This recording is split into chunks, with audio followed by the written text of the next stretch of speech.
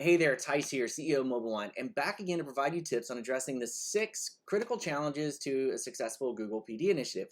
So today we're going to talk about challenge number 2, and that is teacher personalization. This is one of the most important and most glaring problems of many forms of professional development, and that is the lack of personalization, or at the very least, some basic differentiation of skill levels. If you aren't differentiating technology PD at scale for all of your teachers, it's a problem. Teachers have told us countless times that one-size-fits-all training just doesn't work. And we all know you typically have 3 types of teachers in a room, right? You've got your high flyers, your middle of the road, you got your late bloomers. So if you aren't gearing that training to all 3 of them and it's just one level, then 2 of those groups are going to be marginalized and they're going to lose out. So how do you effectively target PD based on these varying proficiency levels? Well, let me show you how we do it at MobileMind. Every single micro course in MobileMind is differentiated between beginner, intermediate, and advanced. Most of the time, your teachers are going to fall into one of these 3 groups. So it's very easy for a teacher to start learning based on their relative knowledge of a particular Google tool. Additionally, we have certification pathways that are also segmented based on proficiency.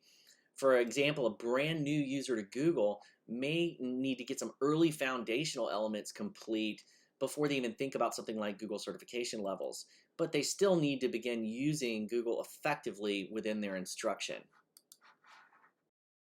Lastly, it's important to note that a teacher's knowledge of G Suite may vary between Google applications themselves. So teachers have the ability to access their profile and choose their own learning pathways based on their knowledge of each of the core G Suite tools. So for example, I may see that I'm very advanced at Classroom and Docs, but I'm sort of familiar with Calendar and some of the other core tools I'm not that familiar with. So when I click Save, once they return to the microcourse library, their available microcourses have changed based on those selections. Now, this is very subjective and it's designed to be. So we often find that teachers may know more or less about a particular G Suite tool than they first thought, or because the learning is so engaging and there's tons of practical use cases for Google in the classroom, they may want to change their responses. So no big deal. At any time, they can go back in and they can reset their responses. And once they click Save, they will return to the microcourse library and all the microcourses will be available to them. So those are just a couple of ways that MobileMind is addressing the challenges of personalization with Google PD. I hope you enjoyed the video. Stay tuned for next week's video on addressing the challenge of sustainability.